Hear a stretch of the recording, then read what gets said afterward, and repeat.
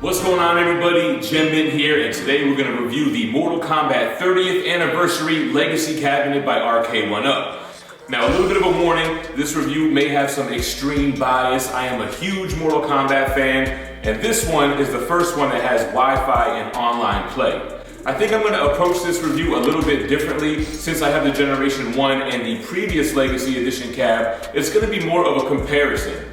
With that being said, let's jump into it. All right, guys, so the cabinet retails $500 and it does come with the riser. The riser has a Mortal Kombat 1 theme to it, similar to how the previous Legacy Edition had the Ultimate Mortal Kombat 3 design. So the riser looks good. They also add an extension above the riser, as you can see here, which is going to give this cabinet a little bit more height. As far as the front kick plate, you can see the evolution in this picture. In the Generation 1, it just had a sticker with the 3 games that were on the cabinet. The previous Legacy Edition had a faux coin door sticker, which was a step in the right direction, and now this one has the molded coin doors. I guess the next step would just to be making them functional. We do have the iconic Mortal Kombat 1 classic side art here, unfortunately without Johnny Cage. Fans of Mortal Kombat will know that Daniel Pesina will not allow them to use his likeness, and as a kid I always kind of resented him for that, but as I got older, I totally understand. If he's not getting paid, you're not using my likeness. We also have a noticeable upgrade in the fight deck. Not the buttons or the sticks, but the actual fight deck itself. As you can see, it's got more of a box look like a traditional arcade would. Now, the first generation one was good. The Legacy cabinets, they started to really mess up with the design to the point where you had a sunken in fight deck and it would be awkward for your hands to position.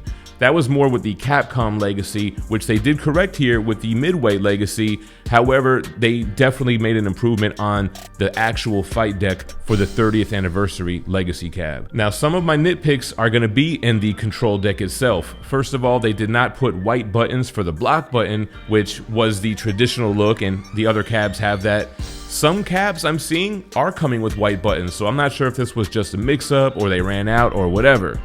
The run button they had to include because of Mortal Kombat 3 and Ultimate. I do not like it on the MK1 and MK2 cabs, and I especially don't like how they had to shift over that Mortal Kombat logo on the bottom to be in the middle of the 2 run buttons, which are off skew. I would have rather them had that front and center and covered up with the right button. And now onto the marquees. Now, this might be the best marquee that Arcade1Up has produced. I haven't had every cabinet in hand like Star Wars or Tron, but it's definitely the best out of the 13 cabinets that I've ever owned.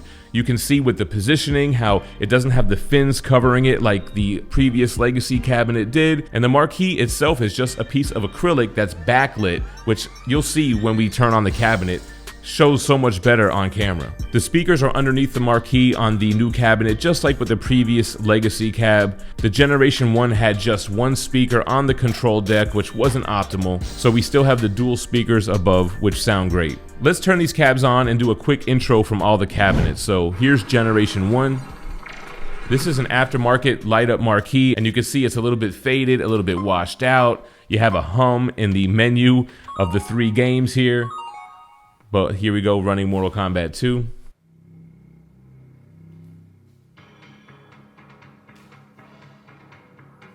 Now, the Midway Legacy cabinet has a light-up marquee and a light-up, what is that, a J panel to show both MK3 and Ultimate Mortal Kombat 3.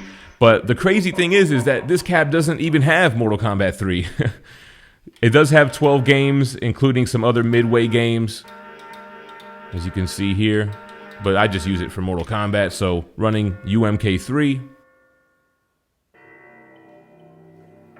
And now on to the 30th anniversary. You can see that marquee is just so vibrant, so clear. It's not washed out whatsoever, and I love how it's housed. It looks more like the traditional arcade. You have this nice new intro here with Scorpion. And this one includes 14 games, so it does have vanilla Mortal Kombat 3, which I love. It's the first cab that I've owned that has this.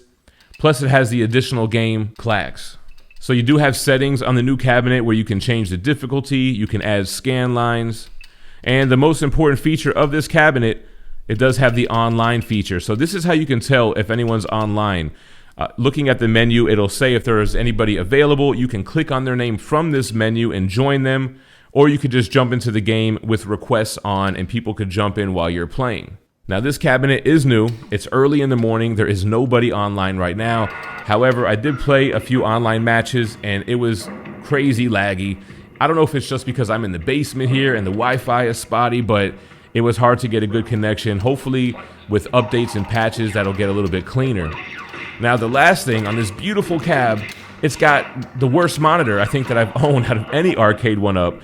And I know they've done it to keep the price point down and it's technically a legacy cab, but even the Generation 1, I don't see the washout as bad as I do on this one. The Midway Legacy cabinet with the Ultimate Mortal Kombat 3 skin has the 2nd gen monitor, which looks great. From extreme viewing angles, it still looks clear and crisp, but as you can see with this cabinet, the blacks will go all the way washed out to white if you move whatsoever from staring directly at it. So that's the biggest flaw in this cabinet, and of course with the buttons, I mean, they are the typical Arcade1Up buttons, but replacing those things really makes this cab a powerhouse. Now a question I often get asked is this cab big enough for a full-size adult male? Well, I'm 5'11", 6 foot on a good day, and standing, yeah, you can play. It does get a little bit uncomfortable for me standing up like this. I prefer it with the stool. This one did not come with the stool. I still have my Generation 1 stool, I guess you can call it, from when Arcade1Up was selling these separately. But here's me sitting on the stool playing the game.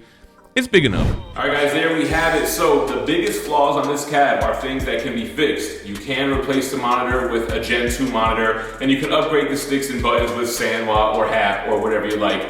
The online experience, it could get better with upgrades and patches, or again, maybe it's just me being in the basement. You can do an Ethernet connection and you'll be good to go.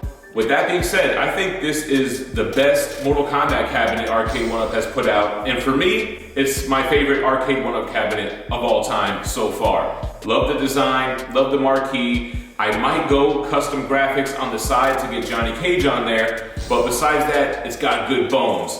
With a good price point too, 500 bucks out the door, free shipping if you go through certain retailers. Let me know what you think about the Mortal Kombat 30th Anniversary Legacy Cabinet by Arcade1Up in the comments down below. And stay minty fresh. Peace.